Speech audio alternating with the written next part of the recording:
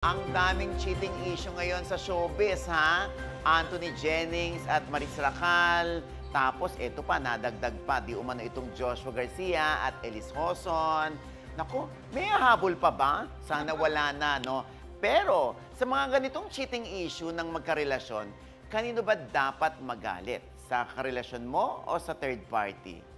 Quizmates, ano ang opinion ng mga kapitbahay natin dito? Papa O, ang tita ko may sagot dyan. Sino pong sino po ang desisyon nyo? Anong desisyon nyo? Sino? Ang sakit ka. Wait lang, alam mo kung ba't ako nagkamali? Bakit? Si Kid kasi ginagano ng likod Boy, si ko. Mama Una yan, no? Si Mama Siya ba yun? Sa akin mo naman pinapahid yung sebo, ikaw talaga. Ay! Mother, kanino ho kayo magagalit? Siyempre, sa karelasyon.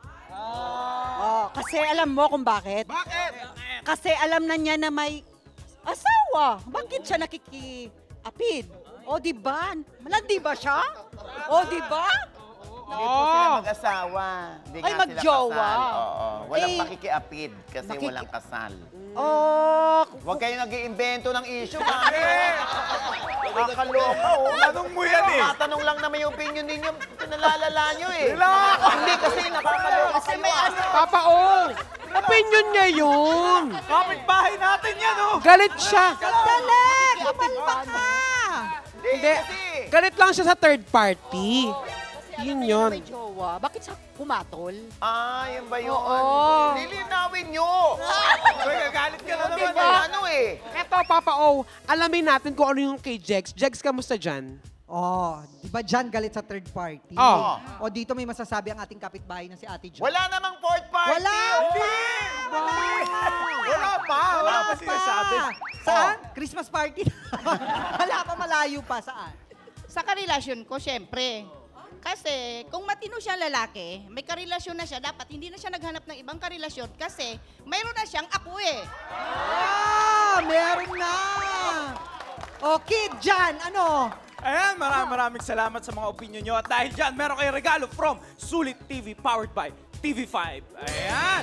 Mas mapapanood nyo na ng malinaw at widescreen ng Quizmosa at iba pang TV5 shows. Kaya naman, back to you, Mama Ogs! Ay, nako, nakakaloka. Eto na nga, no? Ang aking quiz motto o natutunan sa isyong ito, una, huwag na tayong magturo. Oo, sa kaso ni na Anthony, Maris at Jam, lahat silang tatlo may kasalanan. Ang kasalanan ni Anthony, hindi naging honest kina Jam at Maris.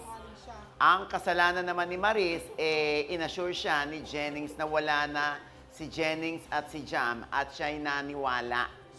Si Jam naman, ang kasalanan ay itinama ang mali ni Jennings at ni Maris through another mistake by posting all the convo chats of Maris and Anthony.